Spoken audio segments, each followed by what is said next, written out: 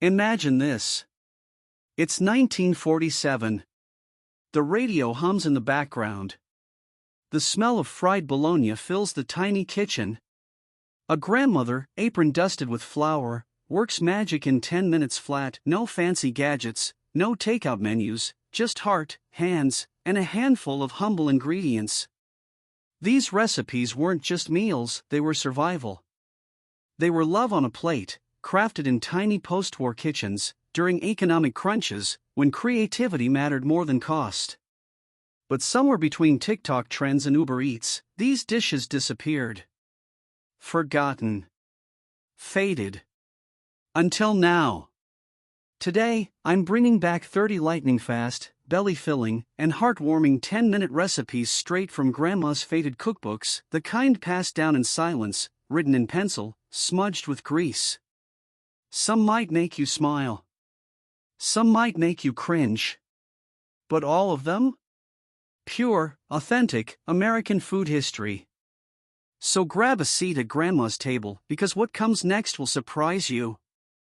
You ever bite into something so simple, yet it takes you back to a moment you never knew you missed? Let me take you to a 1950s kitchen, modest, warm, a little radio humming Perry Como in the background. Kids are home from school. Mama's trying to make something quick, cheap, and sweet enough to lift everyone's mood. She opens the pantry, peanut butter, a jar of marshmallow creme, a few slices of soft white bread. And just like that, the peanut butter and marshmallow sandwich is born. Or as it came to be known in many American households, the fluffernutter. But this isn't just any sandwich. It was the after-school snack of the baby boomer era. Sweet, sticky, and surprisingly filling. It was one of those Depression-era holdovers, a sugar-spiked comfort food that needed no stove, no oven, just a butter knife and a hungry kid. The peanut butter brought the protein, the marshmallow fluff added the sugar rush. Together? It was a hug between two slices of bread. Parents loved it because it was cheap. Kids loved it because it tasted like candy. And during wartime rationing and post-war budget squeezes, this was one sandwich that didn't break the bank. But as America got busier, more health-conscious, and flooded with fast food options, the fluffernutter faded from the limelight. Once a lunchbox hero, now a forgotten relic. But today, we're bringing it back. And it's still just as good. All you need is 2 slices of white bread. Spread peanut butter generously on one side, marshmallow creme on the other, and press them together. Want to go vintage? Grill it lightly in butter. It melts into a gooey, golden bite of childhood. Try it once and you'll understand why Grandma kept that jar of fluff on the shelf. Sometimes, survival meals became sacred. During the Great Depression and straight into the post-war years, one dish kept bellies full and budgets intact: the hot dog and baked bean skillet. Now, it doesn't sound glamorous. But in the 1940s and 50s, this one-pan wonder was a lifeline. Quick, hearty, and packed with protein, it was the kind of meal that got dinner on the table in under 10 minutes, no fuss, no frills. Picture this: Grandma grabs a dented can of baked beans, a few leftover hot dogs, and tosses them into her trusted cast-iron skillet. She might add a spoonful of brown sugar, a dash of yellow mustard, or even a squirt of ketchup, stretching flavor out of whatever was left in the pantry. The hot dogs would sizzle and caramelize just slightly. The beans would bubble and thicken. That smell? It was pure comfort in hard times. This wasn't a party food. This was real life, blue-collar cooking. It showed up in minor towns, factory neighborhoods, and military base housing. Served with white bread, crackers, or nothing at all, it fed families fast, especially when there wasn't much to go around. It became a weeknight hero, especially for mothers trying to stretch $1 and still put something warm in front of their children. And despite its humble ingredients, it left an impression. Even today, for those who grew up with it, one bite brings it all back. To make it today, Slice 4 hot dogs into coins, heat a skillet with a dab of butter or oil, brown the hot dogs lightly, then pour in 1 can of baked beans. Let it simmer for 5 minutes, stir occasionally, and if you want to go classic, add that teaspoon of brown sugar. Simple. Satisfying. Forgotten until now. Before grilled cheese joined the plate, before gourmet soups hit the store shelves, there was this tomato soup with cracker crumble. Now it might sound like nothing. Just soup and crackers, right? But to someone growing up in a post-war home with a tight grocery budget, this dish meant warmth, fullness, and maybe just a touch of peace after a hard day. In the 1930s through the 60s, tomato soup became a pantry staple across America. It was cheap, came in a can, and fed multiple mouths with a single pour. But folks didn't always have bread, butter, or cheese. So they made do with what they had, saltine crackers. And let me tell you, it wasn't just about dropping a few crackers in for crunch. No, Grandma would crumble an entire sleeve of saltines right into the bowl. They'd soak, soften, and thicken the soup until it became something closer to a stew. More filling. More real. Some added a splash of milk to make it creamy. Others tossed in black pepper or a dollop of margarine for richness. And if you were really lucky, a sprinkle of shredded cheddar on top. But the beauty was in the basics: 2 ingredients, 5 minutes, and a meal that hugged you from the inside. It wasn't about impressing anyone. It was about getting by. It was what a working mother made after a long shift, what a child learned to fix when parents were out, what warmed your hands while the snow piled up outside. To recreate it today, heat 1 can of tomato soup with a splash of milk or water. Pour into a bowl. Then crumble saltine crackers right over the top, as many as your heart desires. Let it sit for 1 minute. Then dig in. It's more than soup. It's a memory in every bite. Some recipes make you pause. Mayonnaise and pineapple? You're not sure if it's dessert or dinner, and that's exactly the kind of dish that defined vintage American creativity. Welcome to the world of mayonnaise and pineapple salad, a mid-century favorite that's half sweet, half savory, and 100% unforgettable. Born in the 1930s and popular through the 50s and 60s, this oddball combination was surprisingly common on dinner tables, potlucks, and church picnics. It came from a time when canned goods were king, refrigeration was limited, and flavor experimentation was more necessity than choice. Here's how it worked. You'd take a round pineapple ring straight from the can and place it on a bed of crisp iceberg lettuce. Right in the center went a generous dollop of mayonnaise. Sometimes a maraschino cherry topped it off. Sometimes a sprinkle of shredded cheddar added a salty twist. The whole thing was served cold, eaten with a fork, and usually followed by raised eyebrows and second helpings. To modern eyes, it looks strange. But back then? It was a refreshing sight, cool, creamy, and unexpectedly balanced. The pineapple's tang played against the mayo's richness. It was cheap, fast, and didn't heat up the kitchen, perfect for hot summers and budget-conscious families. Some versions swapped mayo for Miracle Whip. Others folded in cottage cheese or chopped nuts. But the core idea remained the same: turn shelf-stable staples into something memorable. To try it yourself, lay out a crisp lettuce leaf. Center a pineapple ring on top. Spoon mayonnaise into the middle.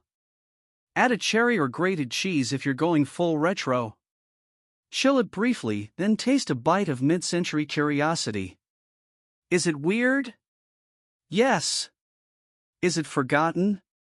Almost. Is it worth remembering? Absolutely. Sometimes, the most timeless recipes are the simplest ones, like egg salad on toast. You see, this wasn't just a breakfast. It was a solution.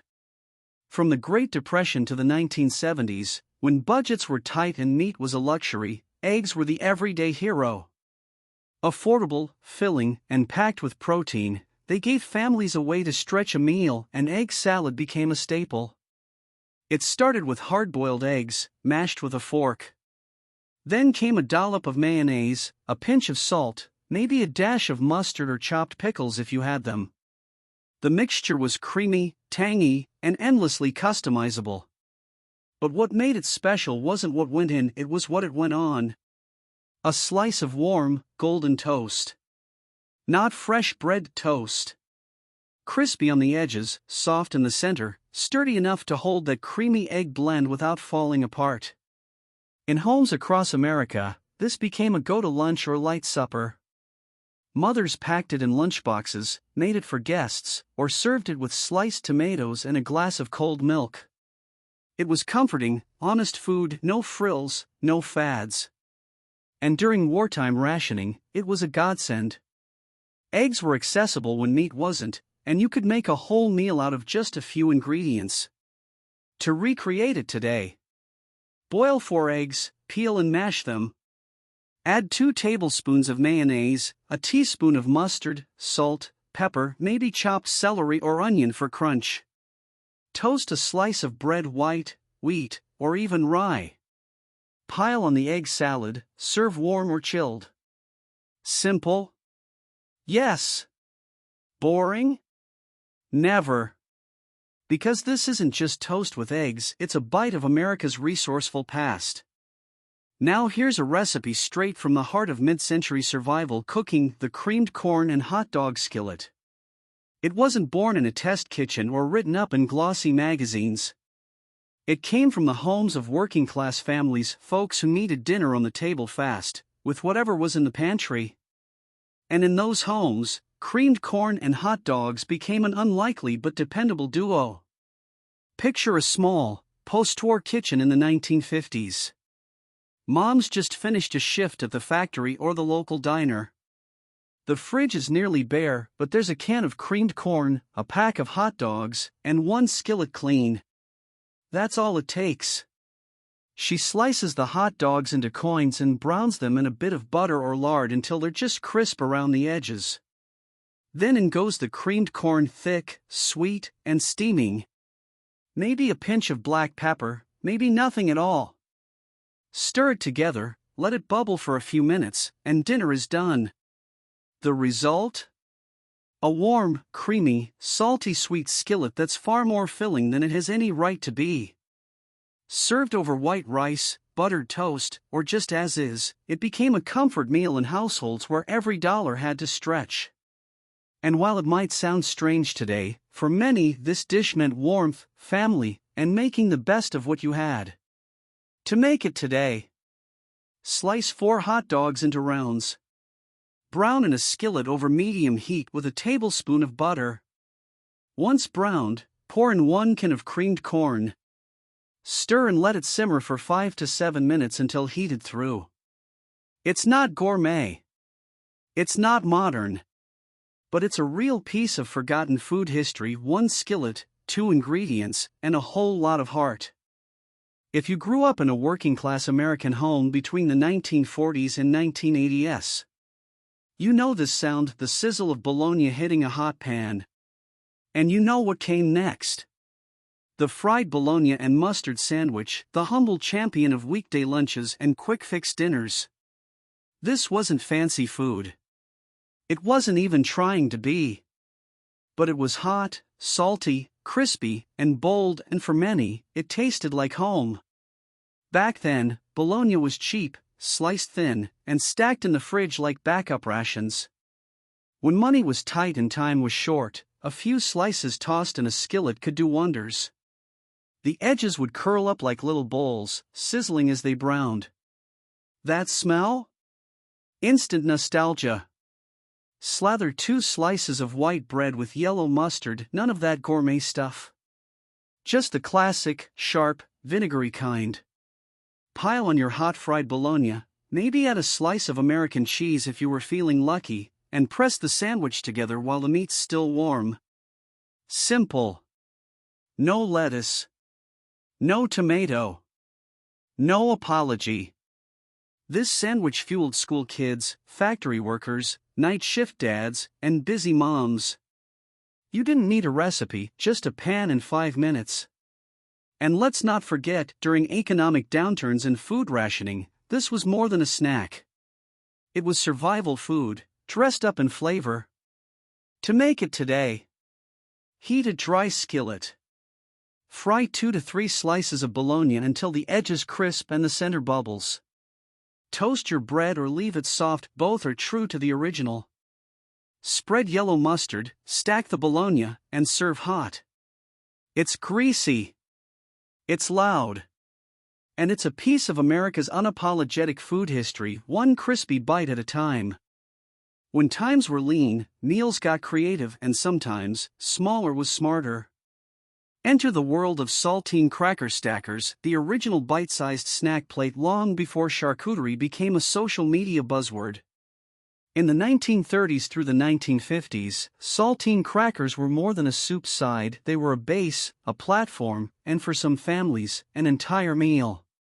Cheap, shelf-stable, and endlessly adaptable, these humble crackers turned into mini sandwiches when the fridge was near empty and paydays still days away.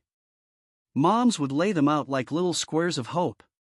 Then came the toppings, a smear of peanut butter, a dollop of mayo, a slice of pickle, leftover ham, canned pimento cheese, sardines, sliced boiled egg, whatever was available went on top. Each kid might get a plate of 6 or 8 little stackers, all different. It was like building your own Lunchable, decades before that ever existed. And the best part? No oven. No stove. Just imagination, rationed goods, and maybe a little salt on top. Some households even sweetened it up, cream cheese with jelly, or butter with sugar. Others stuck with savory, like mustard, and a slice of bologna folded to fit. It was a food game, an art project, and survival all rolled into one. To make it today, grab a sleeve of saltines. Stack them with whatever you've got, a spread, a protein, a topping. Go sweet or savory. There are no rules, just layers of nostalgia. Sure, it's simple. But that's the point. It wasn't meant to be fancy. It was meant to make do and somehow still feel fun. Forgotten by most, but remembered in every bite by those who lived it. It sounds like a punchline, grape jelly and meatballs? But for many mid-century American families, it was the unexpected hit of the potluck table, and the ultimate sweet and savory crowd pleaser. This is the story of the grape jelly meatball skillet, a dish born from curiosity, canned goods, and a little mid-century magic. Back in the 1950s and 60s, housewives were getting bold with flavors. Cookbooks and community recipe cards encouraged mixing the savory with the sweet, and that's how grape jelly found its way into a hot skillet. The original version called for frozen meatballs or homemade ones if time allowed. Then came the sauce, half a jar of grape jelly and a splash of ketchup or chili sauce. The result? A glossy, sticky coating that was tangy, sweet, and somehow worked perfectly.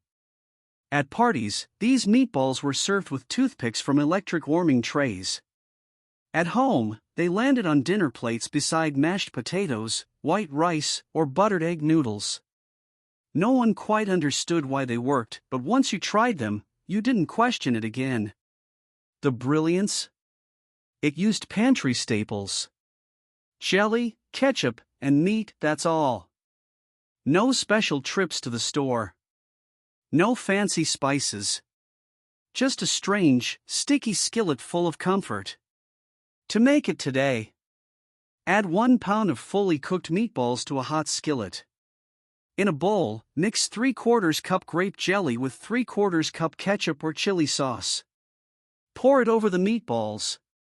Simmer on medium heat, stirring gently, for 10 minutes until the sauce thickens and the meatballs are glazed. Serve them however you like, but serve them warm. That's when the flavors shine.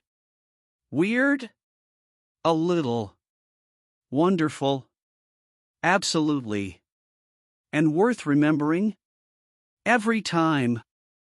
It doesn't get much simpler than this: mayonnaise and lettuce, between two slices of bread.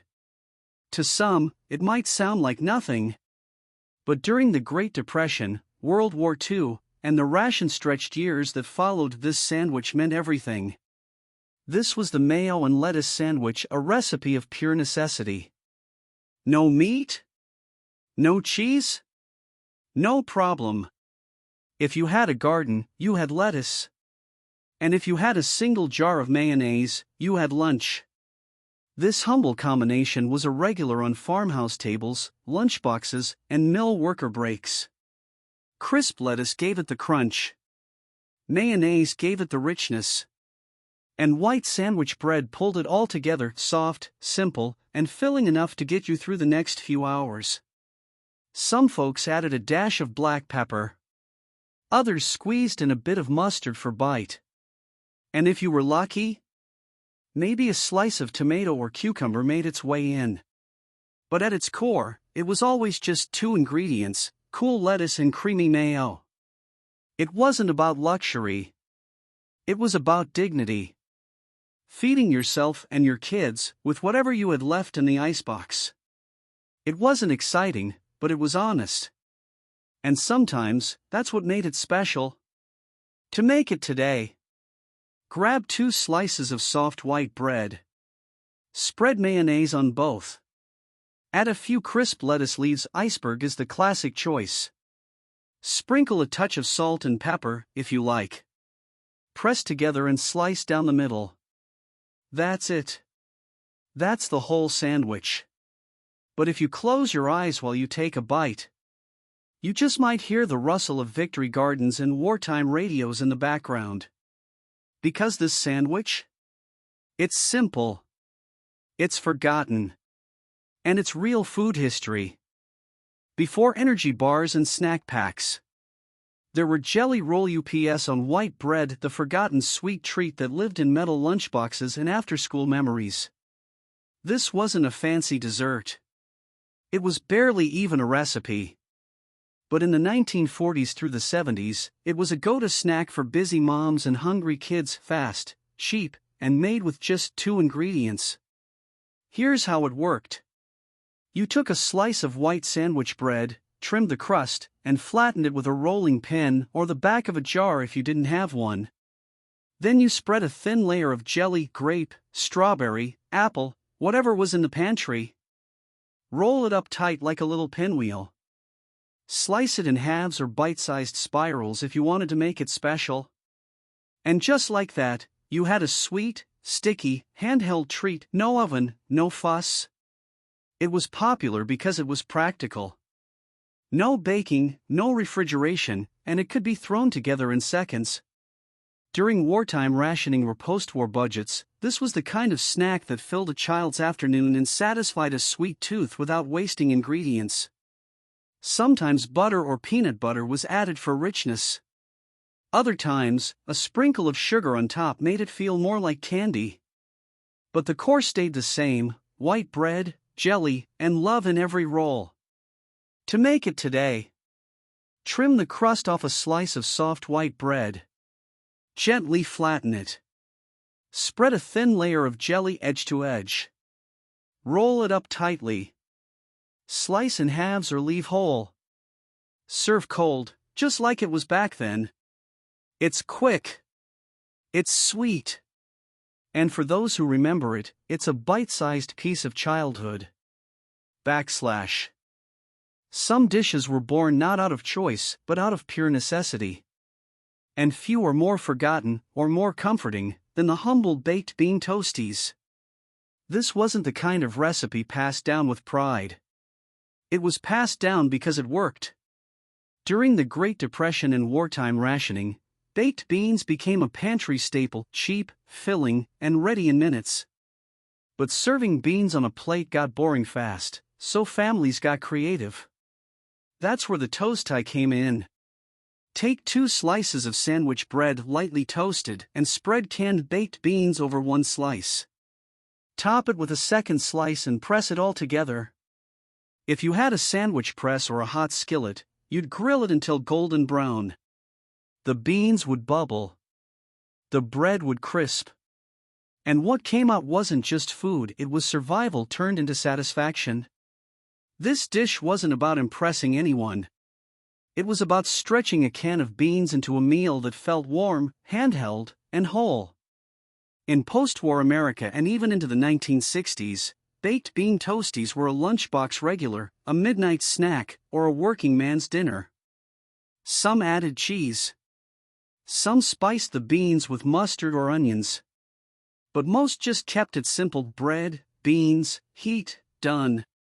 To make it today: toast 2 slices of sandwich bread. Warm up half a can of baked beans. Spread the beans generously on one slice, top with the second slice, and grill in a pan with a dab of butter like you would a grilled cheese. Cook until both sides are golden and the filling is warm and soft.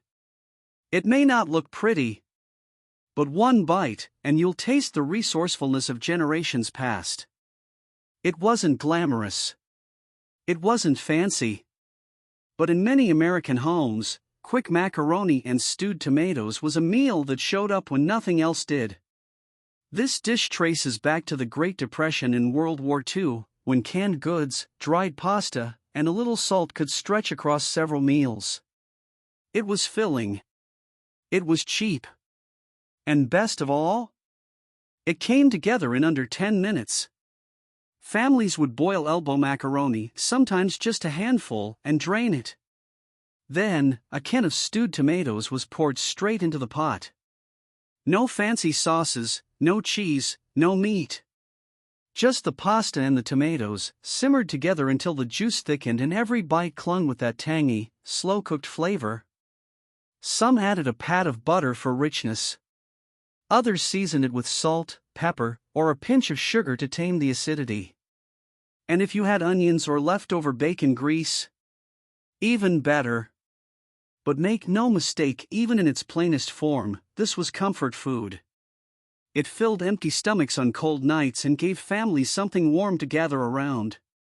In the 1950s and 60s, it remained a standby in lunchrooms, church basements, and tiny kitchens across America. It wasn't made to impress. It was made to last. To recreate it today: boil 1 cup of elbow macaroni until tender. Drain and return to the pot. Add 1 14-ounce can of stewed tomatoes, including the liquid. Stir and simmer for 5 to 7 minutes until thick and bubbling. Add a dab of butter, salt, and pepper to taste. It's humble. It's hearty. And it's a forgotten reminder that sometimes, the simplest meals carried the heaviest stories. At first glance, it might stop you cold. Mashed banana and mayonnaise? On a sandwich? But once upon a time, especially across the American South, this was more than a curiosity, it was a household staple.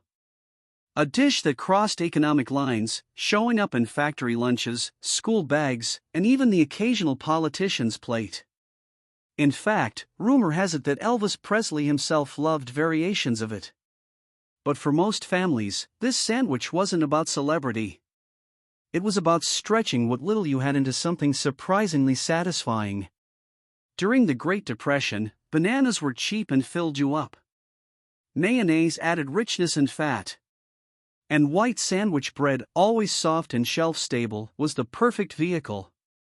Together, these 3 simple ingredients created a creamy, sweet-savory sandwich that stuck to your ribs and didn't require a stove. Mothers served it to children as an after-school snack. Workers packed it in wax paper. And while it may seem odd today, one bite told you why it worked: the sweetness of ripe banana mixing with the tang of mayo, all balanced by the soft, pillowy bread. To make it today: take 2 slices of soft white bread. In a bowl, mash 1 ripe banana until creamy. Spread mayonnaise thinly on 1 slice of bread, then top it with the mashed banana. Press together and slice diagonal, just like they did back then. Some folks add a sprinkle of sugar, a dash of cinnamon, or even a strip of bacon. But the original? It needs nothing else. Strange? Maybe. But in tough times, this sandwich offered a little comfort, a little sweetness, and a lot of resourcefulness. It's forgotten food history, one nostalgic bite at a time. Now this one's bold, unapologetically so. Sardine and onion sandwiches weren't made to be polite. They were made to be powerful, practical, and packed with flavor, a working man's lunch with bite.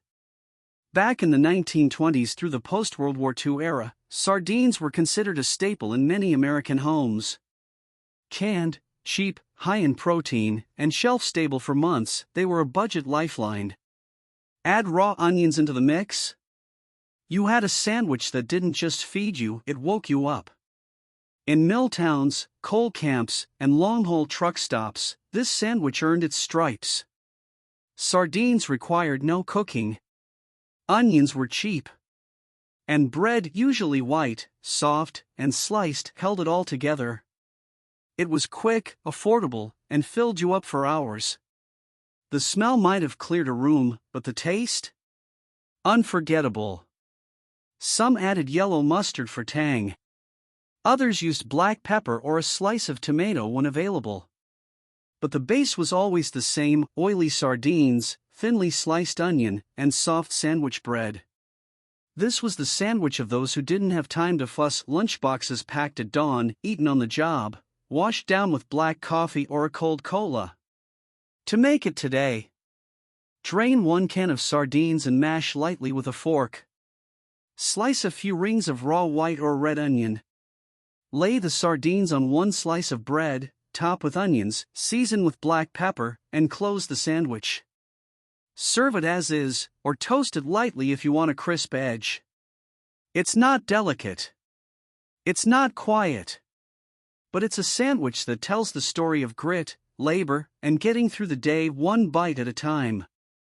It goes by many names: egg in a hole, egg in a basket, one-eyed Jack, or egg in a whole toast. But no matter what you call it, this dish is a piece of pure Americana. Simple, wholesome, and endlessly charming. This breakfast classic dates back to at least the early 1900s, when resourceful home cooks were always looking for ways to stretch ingredients and make something warm with next to nothing. It was especially popular during the Depression and wartime years, when a single egg and a slice of bread had to be enough. The magic starts with a slice of bread. You cut a hole in the center using a biscuit cutter, a small glass, or just a steady hand. Then, in a buttered skillet, toast the bread lightly on one side. Flip it, crack an egg right into that hole, and let it sizzle gently until the white is set and the yolk stays golden and runny. It's breakfast with a built-in surprise: crispy, toasty edges, and a rich, savory center. For kids, it was fun. For adults, it was fast. And for tired parents, it was the kind of breakfast that felt like something special without costing more than a dime. Some folks buttered the cutout round and toasted it alongside a bonus treat. Others seasoned with salt and pepper, or even added cheese or ham if times were good. To make it today: take 1 slice of bread and cut a 2-inch hole in the center. Heat butter in a skillet. Toast the bread, crack an egg into the hole, and cook 2 to 3 minutes per side. Serve hot. It's simple. It's golden. And it's a bite-sized reminder of how the smallest meals left the biggest memories. This one wasn't cooked on a stove. It was assembled in a moment: cool, creamy, and quietly comforting. Meet the forgotten combo that graced 1950s lunch trays and supper plates alike: applesauce and cottage cheese bowls. It might sound odd to modern ears, but mid-century America loved these kinds of pairings. Sweet met savory. Cold met creamy.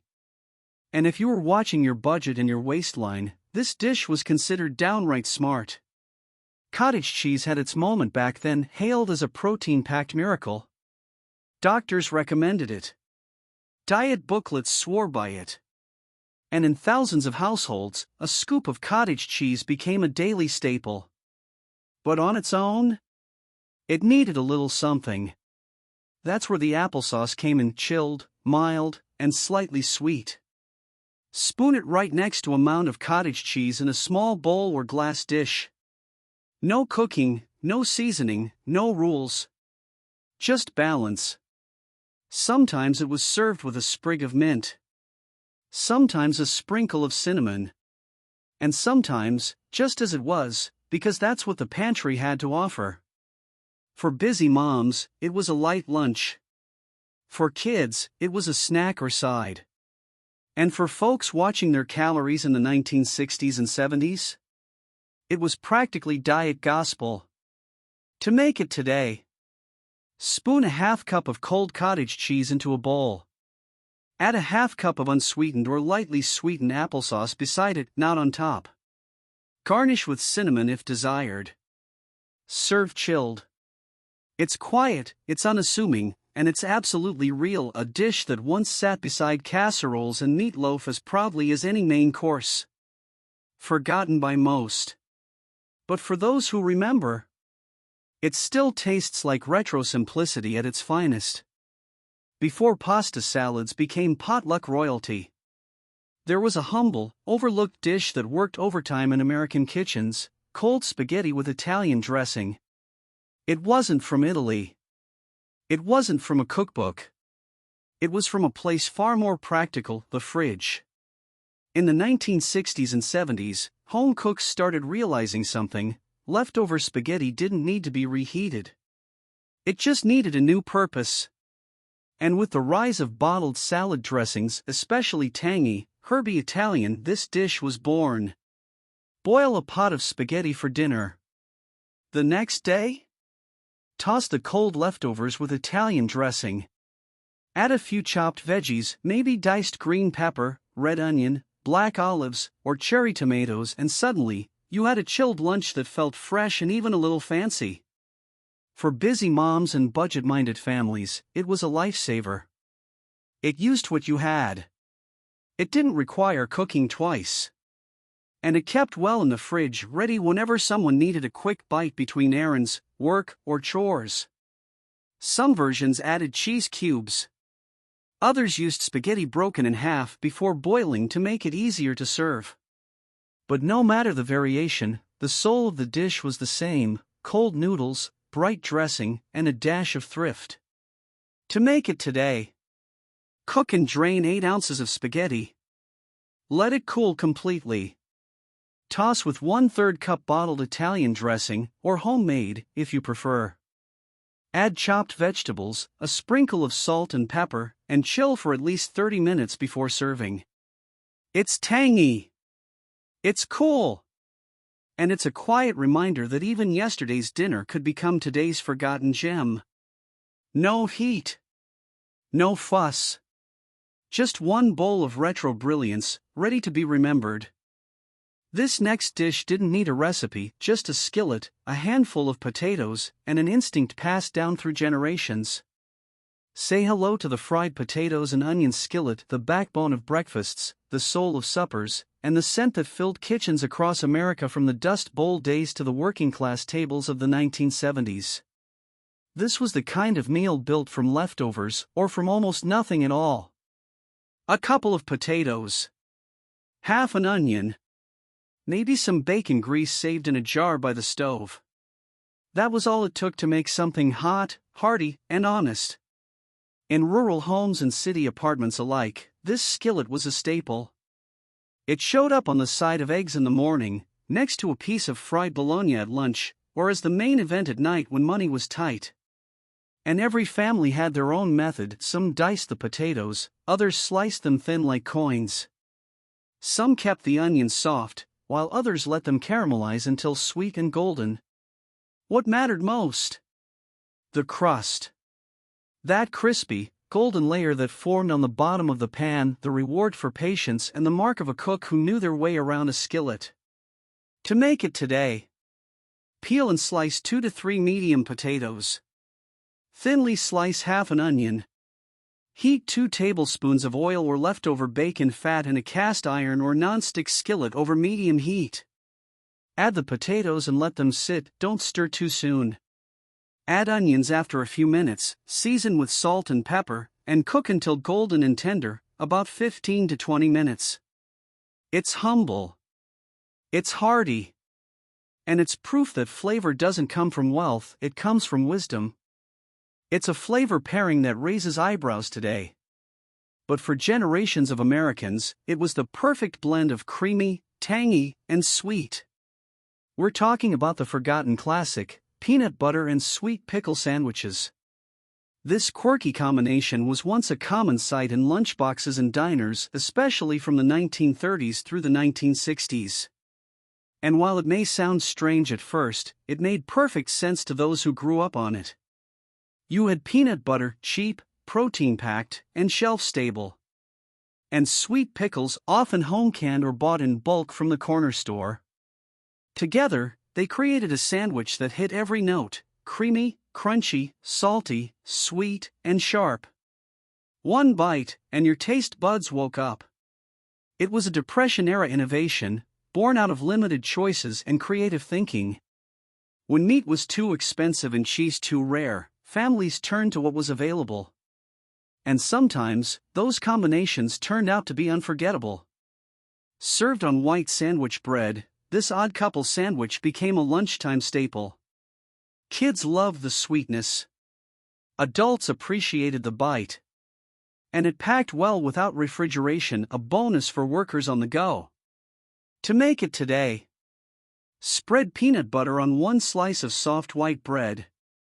Layer with thinly sliced sweet pickles. Bread and butter pickles are traditional.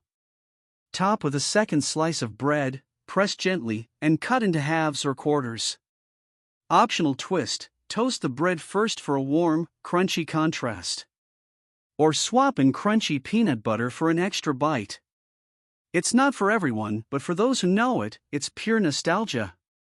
A sandwich that whispers of simpler times, quirky palates, and the creative genius of making do. Forgotten? Yes. But in the right moment, absolutely unforgettable. Sometimes, all it took was a can opener and a sleeve of saltines. Meet the unsung hero of quick American meals, canned chili over saltines, a 5-minute fix that fueled factory workers, late-night shift crews, and growing kids all across mid-century America. It wasn't flashy.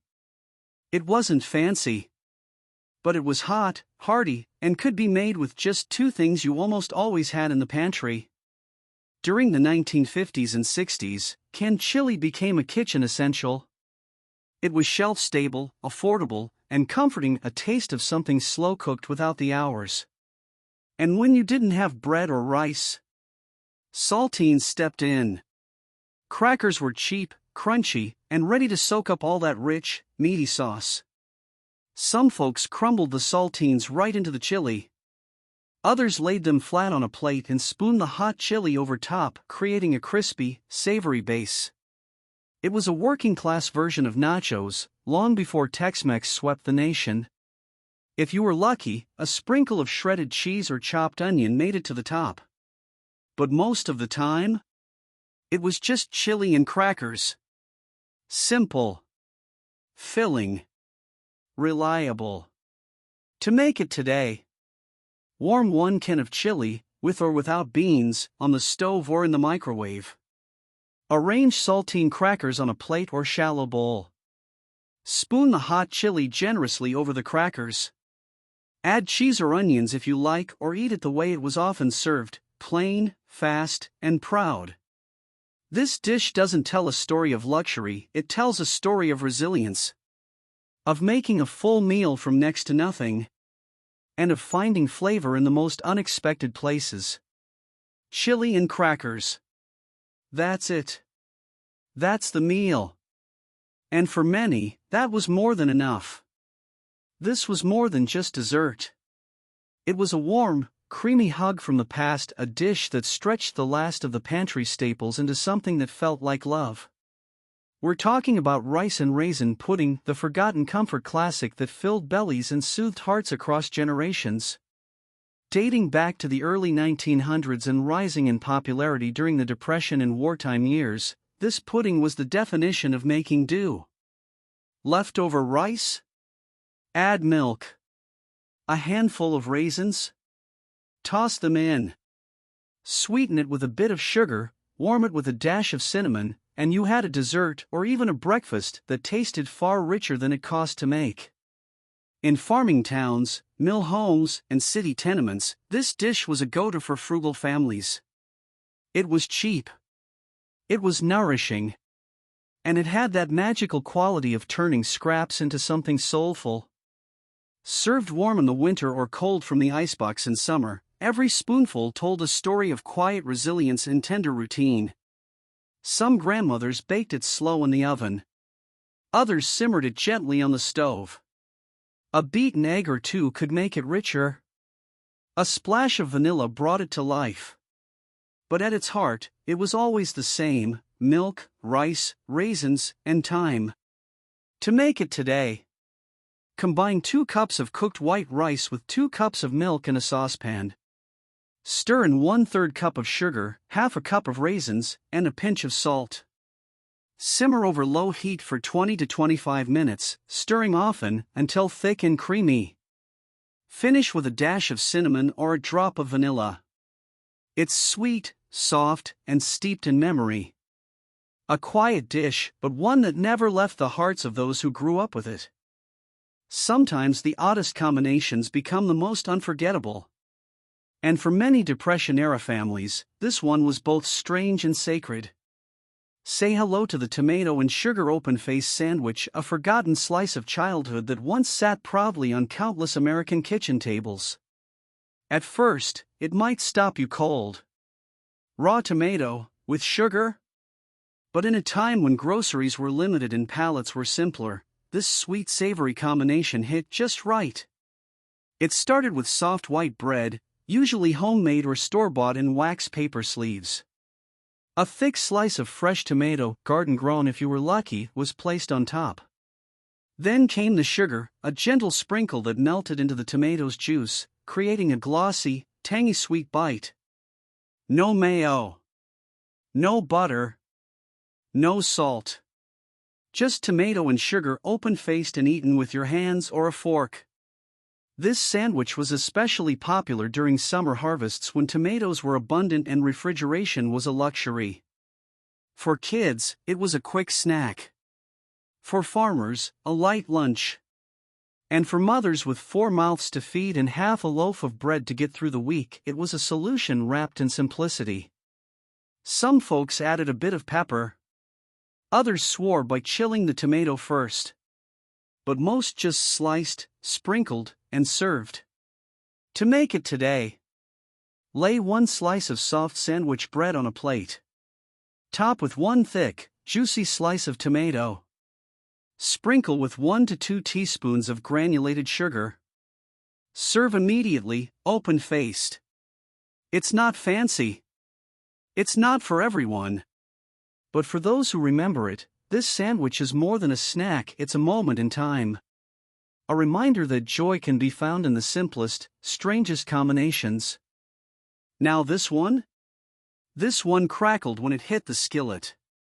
Say hello to cornflake-crusted fried bologna, the golden, crunchy, forgotten gem that brought snap, sizzle, and a whole lot of satisfaction to mid-century American tables.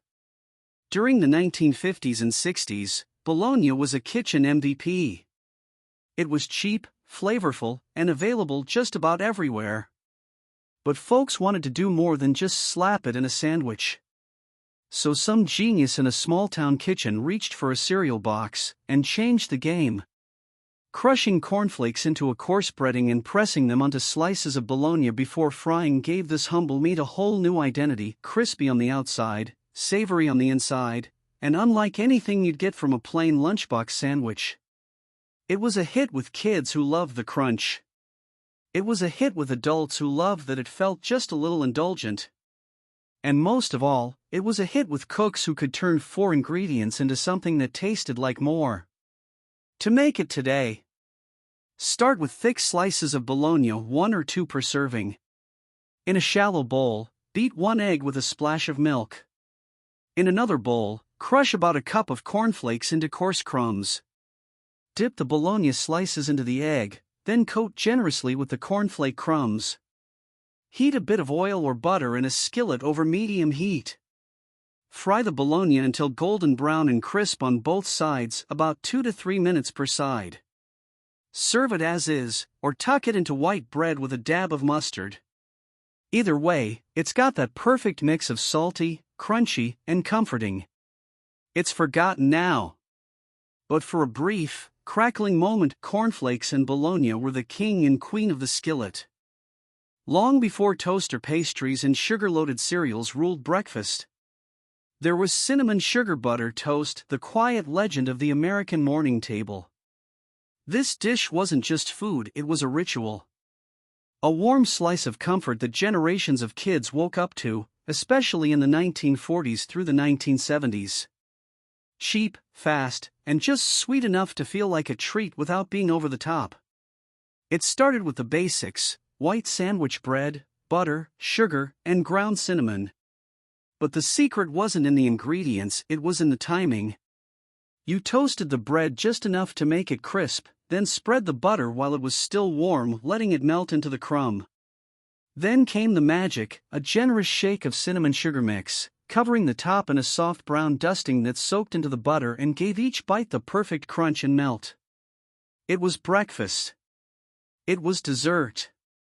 It was an after-school snack when dinner was still hours away. And during lean years, it was the meal. Mothers made it with one hand while packing lunches with the other. Grandparents served it on chipped plates with black coffee. And for millions of children, it was their first taste of independence, something they could cook all by themselves. To make it today, toast a slice of white sandwich bread until golden. Spread with real butter while hot. Mix 1 tablespoon of sugar with 1/2 teaspoon of cinnamon, and sprinkle generously over the top. Serve warm. Simple. Sweet. Nostalgic. It's the kind of toast that doesn't try to impress, it just makes you smile. A forgotten favorite that still deserves a spot on the table. Even if just for old time's sake. It wasn't fancy. It wasn't flashy. But when times were tight and vegetables were canned, green bean and egg salad was a kitchen lifesaver, one that fed bodies and pride. This simple, protein-packed dish was a staple in mid-century America, especially from the 1940s through the 1960s. It made its way onto picnic tables, church potlucks, and supper plates in homes that knew how to stretch a dollar without sacrificing nutrition. At its heart, the salad used 2 of the most common pantry items of the era: canned green beans and hard-boiled eggs. Tossed together with a little mayonnaise or vinegar dressing, it was a cool, creamy mix that could be served chilled or at room temperature, with no stovetop required once the eggs were done. Many families added chopped celery for crunch, a spoonful of pickle relish for zing, or even a few pimentos for color. But most didn't, because even just beans, eggs, salt, and pepper could make a filling, nutritious plate. Served on a bed of iceberg lettuce or scooped into small bowls, it was often paired with crackers or toast. And in those leaner years, it felt like a full meal. To make it today, drain 1 14-ounce can of green beans and chop coarsely. Peel and dice 2 hard-boiled eggs. In a bowl, combine beans and eggs with 2 tablespoons of mayonnaise, 1/2 teaspoon of mustard, and salt and pepper to taste. Optional, add finely chopped celery or sweet pickle relish. Chill before serving. It's humble, yes. But it's also a reminder of what true resourcefulness looks like, the kind that fed families with what they had, not what they wished for. Green beans. Eggs. A little mayo. And a whole lot of heart. This wasn't just a snack. It was a Southern rite of passage, and one of the most satisfying spreads ever to grace a cracker. Welcome back to the creamy, tangy, forgotten classic, pimento cheese on saltines. From Carolina kitchens to church basements and roadside diners, pimento cheese reigned supreme through the 1940s to the 70s.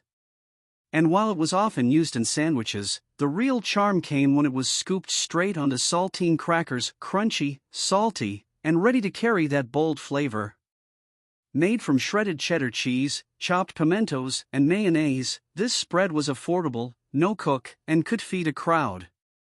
Add a touch of onion or a dash of hot sauce, and suddenly you had something with personality, a spread with snap. Saltines were the perfect partner, inexpensive, always in the pantry, and just bland enough to let the cheese shine.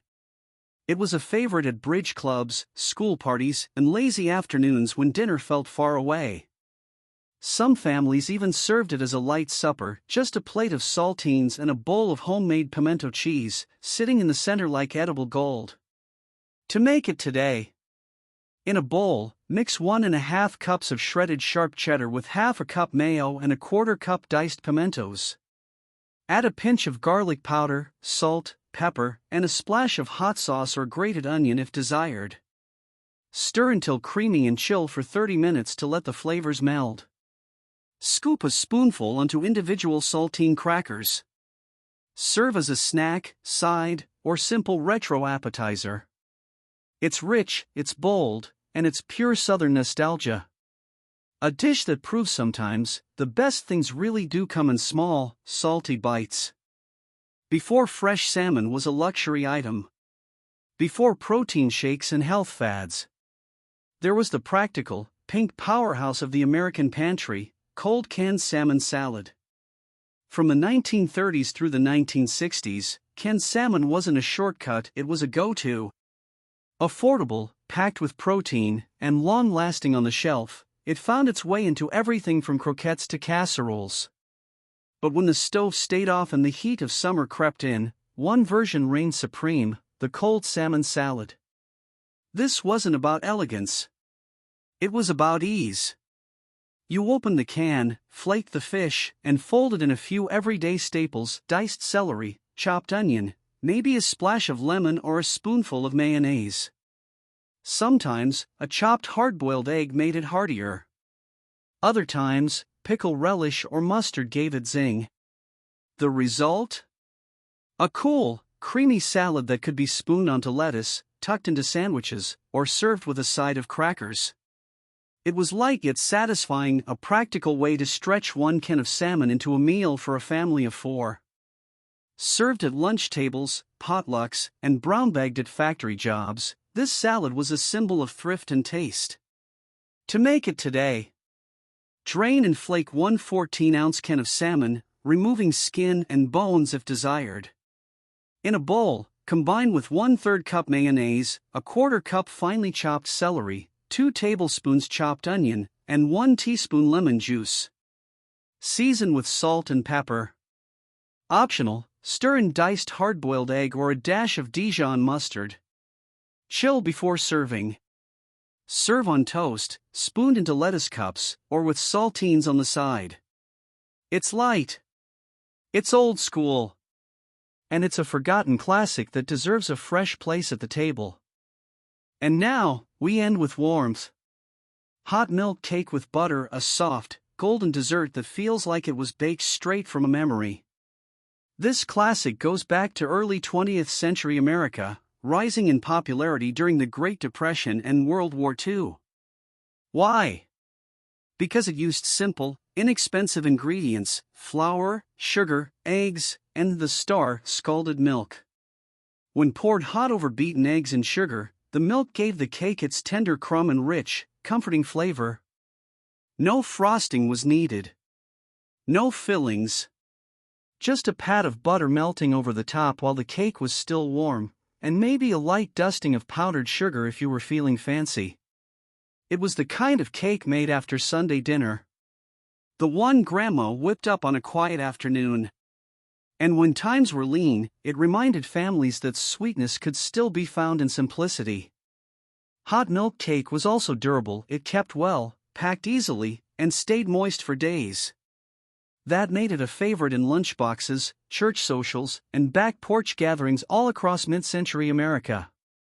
To make it today. Heat 1 cup of milk and 2 tablespoons of butter until just bubbling. In a separate bowl, beat 4 eggs with 2 cups of sugar until light and fluffy. Stir in 2 cups of flour, 2 teaspoons of baking powder, and a pinch of salt. Slowly pour the hot milk mixture into the batter while stirring. Pour into a greased 9 by 13 pan and bake at 350 degrees Fahrenheit 175 degrees Celsius for 30 to 35 minutes. Serve warm with a pat of butter. It's soft. It's nostalgic. And it's the perfect final bite to this forgotten feast.